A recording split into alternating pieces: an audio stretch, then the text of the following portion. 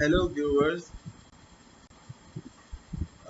आज का जो क्वेश्चन है वो बेसिकली ये है कि हम पैसिव वॉइस सेंटेंस लिखते हैं तो हम उसके आखिर में बाय के बाद सब्जेक्ट जो कि अपनी एक्यूजिटिव शेप यानी ऑब्जेक्ट की पोजीशन पे आ रहा होता है वो क्यों आता है, बाय क्यों आता है और सब्जेक्ट अपनी जो ऑब्जेक्ट की शेप पे आ रहा होता है वो क्यों आता है। क्वेश्चन बेसिकली ये है। ये क्वेश्चन एक्चुअली टेक्निकलिटी के साथ डील करता है और टेक्निकलिटी के साथ इसलिए डील करता है कि इसमें बहुत एक स्पेसिफिक जो डोमेन है इंग्लिश लैंग्वेज की सब्जेक्ट की वो डील करती है और वो है सिंटैक्स की डोमेन। सिंटैक्स क्या है? सिंटैक्स जो है वो basically the set of rules है जो वर्ड्स, फ्रेजेस और सेंटेंस स्ट्रक्चर को बनाने के लिए प्रिस्क्राइब्ड सेट ऑफ रूल्स है जिसकी बेस पर हम वो स्ट्रक्चर बनाते हैं। अब सिंटैक्स एक डोमेन है इंग्लिश लैंग्वेज सब्जेक्ट की और इस तरह हमारे पास और बहुत से सब्जेक्ट्स हैं, pragmatics, semantics, phonetics, applied linguistics and many more. लेकिन आपको बताने का मकसद ये है कि ये टेक्निकल है ही इसलिए क्योंकि इसके अंदर सिंटैक्स जो है वो एक स्पेसिफिक डोमेन डील करती है। अब हम देखते हैं कि वो कैसे डील करती है। अब देखें, एक सेंटेंस एज एन एग्जांपल लिया गया है। इसमें एक जुमला लिखा है ही प्लेज क्रिकेट। अब सेंटेंस की डेफिनेशन ये है कि सेंटेंस में एक सब्जेक्ट होता है और सब्जेक्ट के प्रेडिकेट के बारे में चीज़ें होती हैं। जब ये पूरी सब्जेक्ट और प्रेडिकेट हो तो ये full complete shape of sentence होती है। अब इसी ही प्लेज क्रिकेट का सेंटेंस का एक सेंटेंस का ट्री बनाया हुआ है। उस ट्री में अगर आप देखें, नोट करें तो सबसे पहले एस लिखा हुआ है। एस का मतलब है सब्जेक्ट, एस का मतलब है सेंटेंस। ये जो सेंटेंस है वो फर्दर डिवाइड होता है दो डिविजन्स में। एक तरफ नाउन फ्रेज में चला जाता है, एक तरफ वर्ब फ्रेज में चला जाता है। नाउन फ्रेज देखें तो इस सेंटेंस में ही प्लेस क्रिकेट में जो ही है वो प्रोनाउन है और ये नाउन फ्रेज की जगह आता है। नाउन फ्रेज की जगह इस पे मैं एक अलग से वीडियो बनाऊंगा, नाउन फ्रेज की जगह कौन कौन से वर्ड्स आ सकते हैं। लेकिन यहाँ पे आप ये समझें कि नाउन फ्रेज में सिर्फ ही जो कि प्रोनाउन है वो आ रहा है, क्योंकि अगर आप नाउन फ्रेज और प्रोनाउन, नाउन और प्रोनाउन को समझे तो ये दोनों एक दूसरे के आप कजन समझ लें, ये इतने क्लोज है।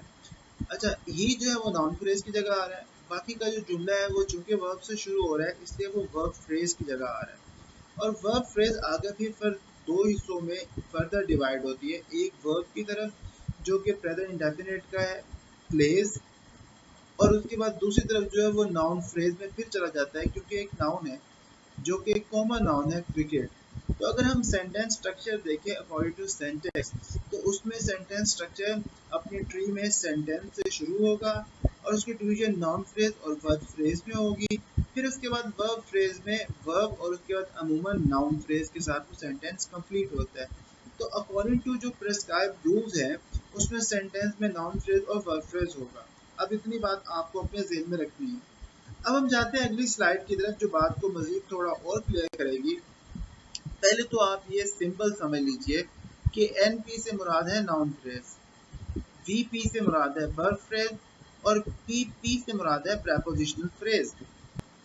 अब ये जो ऊपर दो कंडीशंस दी हैं कि वर्ब फ्रेज आमतौर पे वर्ब और नाउन फ्रेज पर मुश्तमिल होता है, जैसे हमने एक एग्जांपल पहले देखी, और फिर वर्ब फ्रेज या फिर वर्ब और प्रेपोजिशनल फ्रेज पर भी मुश्तमिल होता है। ये जो वर्ब और प्रेपोजिशनल फ्रेज है इसकी एप्लीकेशन यहाँ लिखी है, प्लेस इन द गार्डन। इसमें प्लेस जो है वो वर्ब है, in the garden prepositional phrase है और यही पैसिव में भी यूज होगा। और जो वर्ब और नाउन फ्रेज है ये वाली कंडीशन यहाँ लिखी हुई है। वर्ब फ्रेज वर्ब में प्लेस आ जाएगा और नाउन फ्रेज में समझने की कोशिश करते हैं प्लेस इन द गार्डन।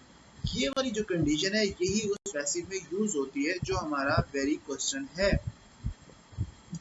तो वर्ब फ्रेज में अगर हम वर्ब प्लेस को देखें तो वो एक वर्ब है, इसको हम यहाँ पे इंडिकेट कर देंगे।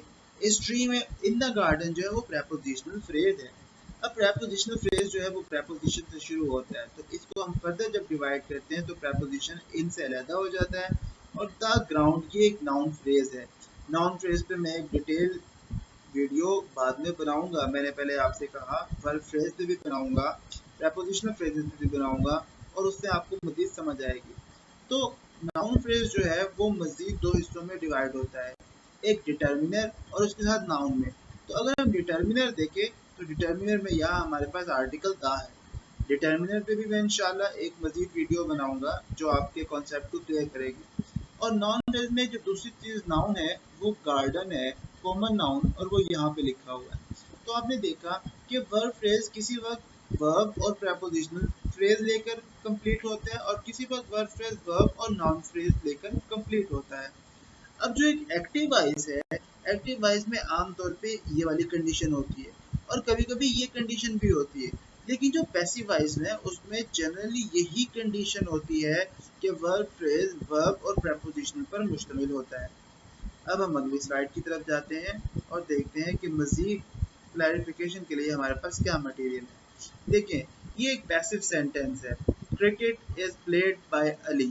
इसमें क्रिकेट सब्जेक्ट है और उसके बारे में जो सारी बात हो रही है वो प्रेडिकेट में इज प्लेड बाय अली है। ये एक पैसिव है, इसमें बाय अली का मसला अब हम हल करेंगे।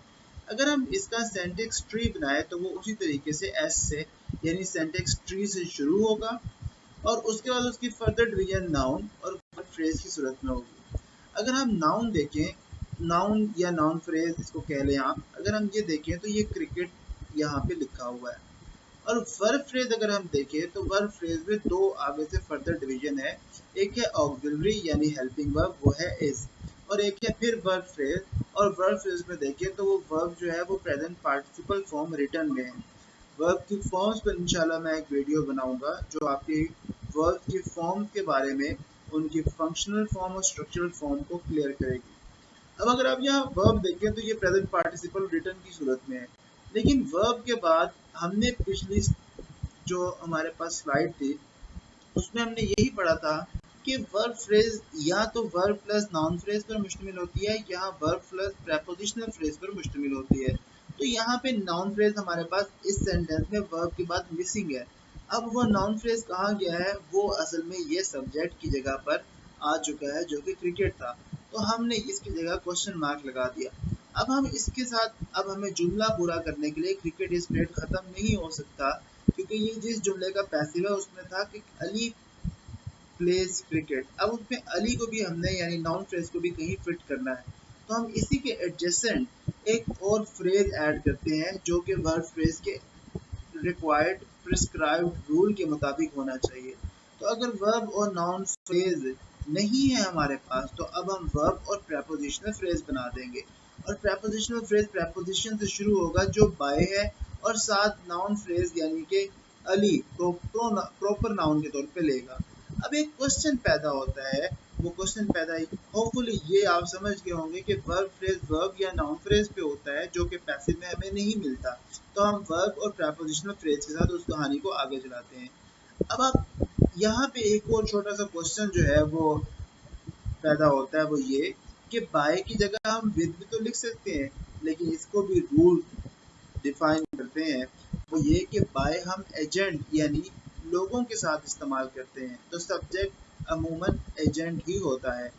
अगर इंस्ट्रूमेंट हो तो हम उसके लिए विद का यूज कर सकते हैं जो कि एजेंसी के तौर पे प्रैग्मेटिक की फील्ड में आता है। So by is used before subject at accusative position usually, तो इस वजह से यहाँ बाय का यूज किया जाता है। तो ये है थॉरो डिस्क्रिप्शन जो मैंने आपसे शेयर की है। मैं इसी तरह की मजीद कुछ छोटे क्वेश्चन, कुछ ग्रामेटिकल आइडेंटिफिकेशन, इन पे बहुत सी वीडियोस बनाऊंगा। मेरी आपसे रिक्वेस्ट है, अगर आपने इस चैनल को अभी तक लाइक नहीं किया तो लाइक कीजिए, सब्सक्राइब कीजिए और अपने दोस्तों के साथ शेयर कीजिए ताकि इस नॉलेज को फैलाया जा सके। इन शॉर्ट आखिर में एक दफ़ा दोबारा बता देता हूँ कि हमारे पास वर्ब फ्रेज को डिफाइन करने की दो प्रोमिनेंट कंडीशन है। एक verb phrase verb plus noun phrase के साथ है, एक verb phrase verb plus preposition के साथ है। तो ये जो वर्ब फ्रेज वर्ब प्रेपोजिशन के साथ है, पैसिव वॉइस में अमूमन इसी का इस्तेमाल होता है। Thanks for watching the video. इंशाल्लाह अगली वीडियो के साथ हम दोबारा बहुत जल्द मिलेंगे। Thank you.